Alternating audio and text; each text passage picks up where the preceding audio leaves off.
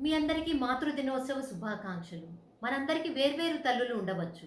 కానీ ఈ దేశానికంతటికీ, ప్రపంచానికంతటికీ, విశ్వానికంతటికీ ఒక్కరే మాత, అదే జగన్మాత, జగదాంబ. అదే సత్యం, అదే నిత్యం. ఎవరు ఒప్పుకున్నా, ఒప్పుకోకపోయినా. మనం చేసిన తప్పులు మన తల్లులు క్షమిస్తారు. కానీ ఆ జగన్మాత ఎట్టి పరిస్థితుల్లో క్షమించరు. ఆవిడ ఎంతకీ ధర్మం, న్యాయం వైపే తన కరుణను చూపిస్తారు. మరి ఇప్పుడు జరుగుతున్న పరిస్థితుల్లో పాకిస్తాన్ చేస్తున్న పని ఆవిడ క్షమిస్తారా? ఎట్టి పరిస్థితుల్లో క్షమించరు.